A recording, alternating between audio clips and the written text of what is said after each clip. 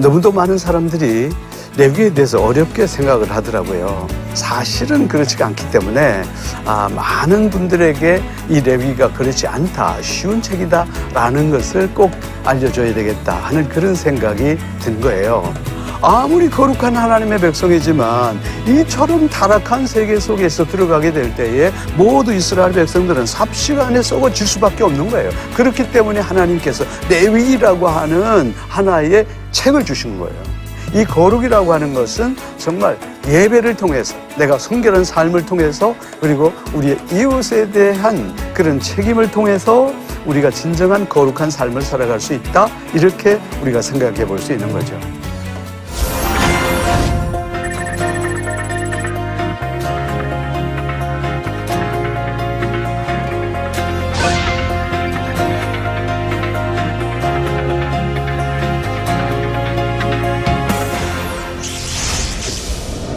안녕하세요. 부산장신대학교에서 디아코니아 강의 중인 최무열 교수입니다. 우리 지난 시간에는요, 레위기란 어떤 책인가에 대해서 좀 생각해 본 바가 있습니다. 오늘은 우리가 두 번째인데요.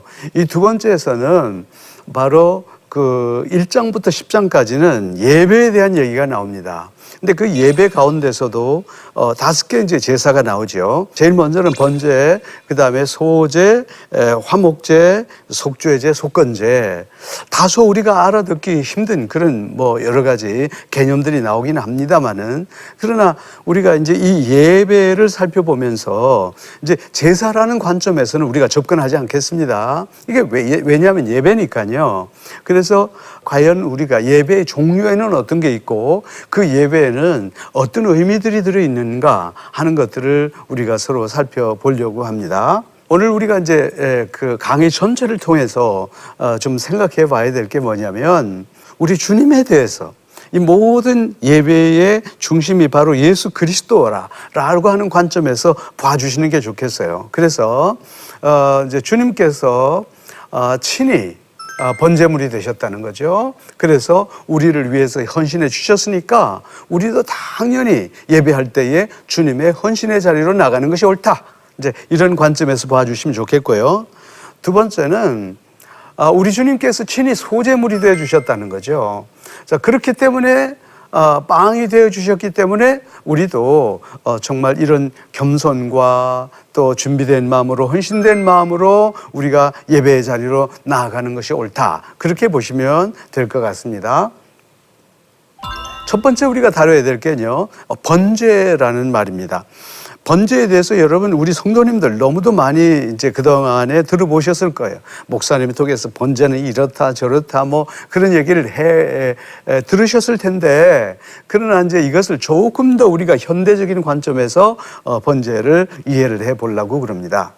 그래서 번제의 문자적인 의미를 우리가 몇 가지 살펴볼 텐데요. 번제는요, 히브리 말로서는 올라 이렇게 되어 있습니다. 영어에서 보면요, the burnt offering 그렇게 됐어요. 문자적인 의미로서는 제물을 완전히 불살라 드리는 제도인데요. 그렇게 함으로써 그 연기가 하늘로서 올라가는데, 우리는 이제 이 번제를 이렇게 이해하면 좋을 것 같아요. 그게 바로 뭐냐면 헌신의 제사라는 거죠. 그래서 이 번제를 통해서 우리가 예배할 때에 하나님 앞에 우리가 정말로 우리의 자신을 드립니다, 이런 관점에서 번제를 이해하면 좋지 않겠나, 그런 생각이 듭니다.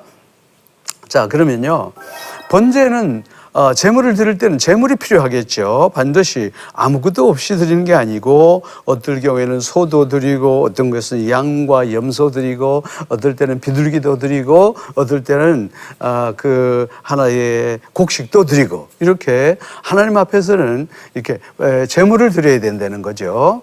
자, 그런데 놀랍게도 우리가 이제 첫 시간에 첫 강좌에서 얘기할 때 레위기라고 하는 것은 현세적인 얘기를 하는 것이 아니라 앞으로 올 일을 투영해 준다, 그렇게 얘기를 하고 있단 말이죠. 그런 관점에서 우리는 도대체 누가 투영되는가라는 것을 좀 이해를 해야 되겠다는 거죠. 그럼 도대체 여기서 말하는 소라든지 양이라든지 아니면 비둘기라든지 이런 것들이 있는데 과연 이것이 무엇을 의미하는 거죠? 왜 소를 드려야 될까? 왜 양을 드려야 될까? 왜 비둘기를 드려야 될까? 자, 그러면요. 오늘날 이 모든 예배와 제사 형태는 지금의 상황이 아니라 다시 다음에 나타날 어떤 분에 대해서 얘기를 한다고 할 때 바로 그분이 제물이 되어 주셨다는 거죠. 그래서 누가 제물이 되어 주셨다는 겁니까? 다시 말해서 예수 그리스도께서 소의 제물이 되셔서 완전히 자기를 그 다음에 헌신해 주신 그런 분이시고, 또 양이 헌신해 주는 것 마찬가지로 비둘기도 헌신해 주는 것 마찬가지로 놀랍게도 무엇을 의미하냐면요, 소의 제물은 그야말로 우리를 위해서 헌신해 주신 예수 그리스도가 제물이 되셨다는 것을 말하고, 양은 뭐냐면 그로 말미암아 예수 그리스도께서 하나의 순종이 되시고, 비둘기라고 하는 것도 마찬가지예요. 비둘기가 평화와 화목의 제물이 되신 예수 그리스도를 상징한다, 이렇게 바라보게 될 때 하필이면 왜 소냐 양이냐 비둘기냐 하는 문제들을 우리가 이해를 하게 된다는 거죠. 그래서 끊임없이 레위기를 연구해 가면서 여러분께서 자꾸만 생각하셔야 돼요. 어떤 것을 생각하셔야 되냐면, 왜 그럴까? 이 질문 던지는 거, 이게 굉장히 중요한데요. 다시 얘기하자면 예수 그리스도께서 우리를 위한 제물이 되셨다는 거죠. 자, 그런데 번제를 드리는 그 절차가 중요하죠. 그러니까 번제를 드리는 절차가 아주 중요한데, 그 절차를 간단히 한번 설명해 보면 이 속에서 굉장한 의미가 나타나게 된다는 거죠. 첫 번째는요, 흠이 없어야 된다는 거예요. 제물은 흠이 없어야 된다는 거예요. 그런데 흠 없는 수컷을 제물로 드리라 그랬어요. 많은 성도님들이 저한테 이렇게 질문을 합니다. 아니, 어떨 때는 수컷이고 어떨 때는 암컷입니까? 자, 그게 대해서 우리가 명확하게 얘기하기는 힘들지만 전통적이고 많은 신학자들이 동의하는 것은요, 바로 수컷이라고 하는 것은 신랑 대신 예수 그리스도, 암컷된 것은 신부 대신 우리 그리스도인, 이것들을 얘기하는 것이다. 그런데 보면요, 흠 없는 수컷이라고 그랬어요. 두 번째 보면요, 오늘 헌제자가 번제머리 위에다가 자기의 손을 얹습니다. 그리고 헌제자가 제물을 잡습니다. 그리고 번제자가 제단 둘레에 그 피를 이렇게 뿌리는 거예요. 가죽을 벗기고 고기를 버려놓고 마지막에는 어떻게 됩니까? 전부 불 위에 완전히 태워버리는 거예요. 여러분, 왜 이런 절차가 필요했을까요? 놀랍게도 우리가 조금만 신앙적으로 생각해 보면 이게 왜 이렇게 됐는가라는 것을 우리가 이해할 수 있게 되는데, 이 모든 하나의 번제의 절차가 100% 바로 우리 주님께서 우리를 위해서 하나의 제물이 되셨다라는 것을 우리에게 말씀해 주고 있습니다. 그래서 흠없는 수컷이라고 하는 것은 흠없는 그리스도가 바로 우리를 위해서 희생해 주셨다는 것이고, 다시 말해서 죄를 전가한다는 것은 내가 죄를 받아야 되는데 그리스도께서 대신 받으셨다는 거예요. 그 다음에 헌제자가 죽이잖아요. 그런데 대신 죽으셨다는 거죠. 그리고 난 다음에 피를 쏟으신 그리스도를 의미하는 것이고, 마지막에서 불태우게 되는데, 이 번제라고 하는 예배는 그야말로 예수 그리스도께서 친히 제물이 되셔서 완전히 자기의 몸을 불태워서 우리를 위해서 헌신해 주셨다라는 것을 우리는 여기서 살펴볼 수 있는 거죠. 그로 말미암아 우리가 감히 하나님의 자리로 갈 수가 없는데, 그리스도의 헌신으로 말미암아 하나님과 우리와의 어떤 새로운 그런 관계에 나아가게 됐다, 그렇게 말씀드릴 수 있는 거죠. 그래서 이분이 예수 그리스도라고 하는 것에 대해서는 우리 이제 더 이상 필요가 없게 됐어요. 제가 한번 읽어볼게요. 그리스도께서 장래 좋은 일의 대제사장으로 오사 손으로 짓지 아니한 것 곧 이 창조에 속하지 아니한 더 크고 온전한 장막으로 말미암아 염소와 송아지의 피로 하지 아니하고 오직 자기의 피로 영원한 속죄를 이루사 단번에 우리가 성소에 들어가게 하셨다, 이렇게 얘기했어요. 이 얘기는 오늘날 번제를 통해서, 예수께서 번제를 통해서 자기의 몸을 헌신해 주심으로 말미암아 우리가 단번에 하나님과의 관계, 그 구원의 관계 속으로 들어가게 됐다라는 것을 알게 되는데요. 여기 보세요. 어느 성경인지. 히브리서 성경이잖아요. 그러니까 이 히브리서에서 예수 그리스도가 그 다음에 먼저 오셔서 모든 인류를 위해서 이러한 헌신을 하겠다고 하는 것을 명확하게 설명을 하고 있는 거죠. 여러분, 명확하게 말해서 이것은 오실 예수 그리스도께서 우리에게 이러한 놀라운 구원의 사역을 그 다음에 해결하시겠다고 하는 것을 너무도 우리에게 분명하게 얘기해 주고 있는 거죠. 자, 그런데 이 번제는 특징이 있어요. 이렇게 해서 하나님 앞에 드린 번제가 밤새도록 제단 위에 있어야 된다는 거죠. 이게 이상한 거예요. 그러면 왜 밤새도록 제단에 있어야 될까요? 그 이유가 있어요. 자, 레위기 6장 7장 그 9절 말씀에 보면 아론과 그의 자손에게 명령하여 이르라. 번제의 규례는 이러하니라.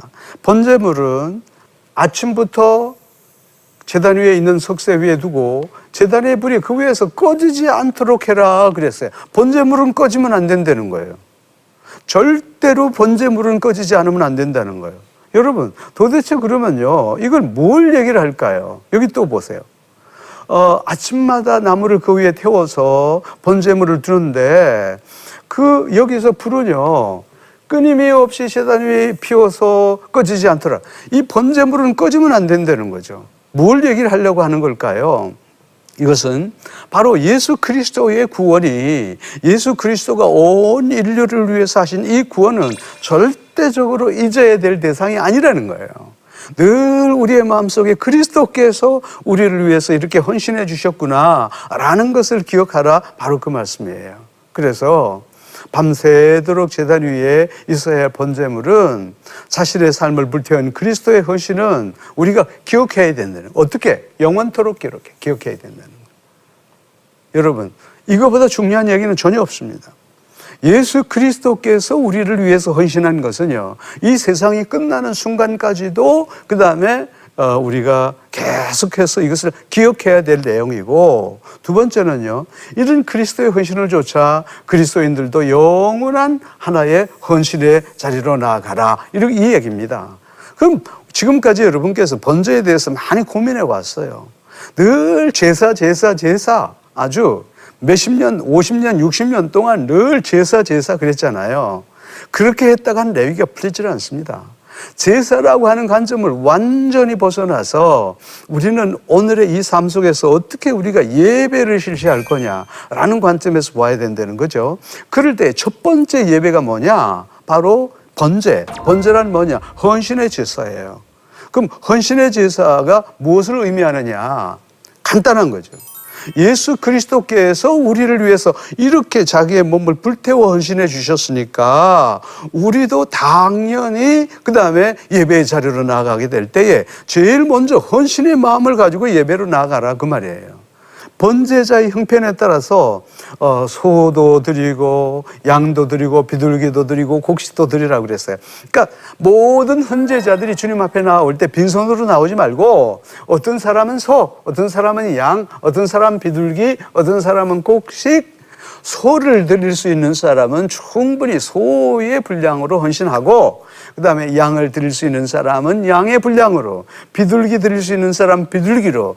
그런데 거기에서 너무 가난해서 드릴 수 없는 사람들은 곡식이라도 좋으니 하나님 앞에 우리가 헌신된 마음으로 제물을 가지고 하나님 앞에 나오는 것이 옳다. 이게 바로 성경이 우리에게 가르치는 것이다. 그렇게 볼 수 있는 거죠. 형편에 따라서 하라. 그 바로 이 말씀이 오늘날 번제의 의미다. 그렇게 볼 수 있는 거예요. 너무도 재미있는 것은요, 이 번제를 마칠 때 하나님께서는요, 하나님께서 참으로 기뻐하시는 향기로운 제물이라는 말을 한두 번 아니라 계속 얘기하는 거예요. 무슨 말이에요? 하나님, 이게 우리의 헌신의 제사 너무 기뻐하신다는 거죠. 그래서 모든 성도들이 하나님 앞에 헌신된 마음으로 이렇게 나와서 예배로 나올 때 하나님께서 굉장히 기뻐하시는데, 그 기뻐하시는 이유 중에 하나가 뭐냐면 예수 그리스도께서 그 다음에 우리에게 그렇게 하셨기 때문에 이게 귀한 예배라는 거예요. 여기서 한번 보세요. 번제를 드릴지니는 화제라, 여호와께 향기로운 냄새니라. 하나님 너무 기뻐한다는 거예요. 근데 영어 성경에 보면 하나님께서 soothing aroma 그랬어요. 하나님의 마음을 달랜다고 그랬어요. 하나님은 우리 하나님의 마음을 분노된 마음을 하시는데요. 이게 바로 뭐냐면 우리의 성도들의 예배를 통해서 하나님께서 그러한 마음을 표현하신다 그랬어요. 여기 한번 볼까요? 스위트 아로마라고 그랬어요. 달콤하게 여긴다고 그랬어요. 여기서요. satisfying aroma 그랬어요. 하나님 너무 만족한다는 거예요. 뭘? 예배를. 어떤 예배예요? 우리의 헌신의 예배를. 그런데요. 여기 한번 보세요. soothing aroma 그랬어요. 주님의 마음을 달래는 향기라는 거예요. 무엇이? 우리의 헌신된 마음으로 하나님 앞에 나아가게 될 때 하나님께서 이렇게 하나님의 마음을 달랜다 그렇게 얘기하고 있는 거죠. 마지막으로 번제의 진정한 의미는 주께서 우리를 위해서 자신의 몸을 불살라 헌신해 주셨으니 우리도 주님을 위한 헌신의 예배로 나아갑니다. 이게 바로 번제예요.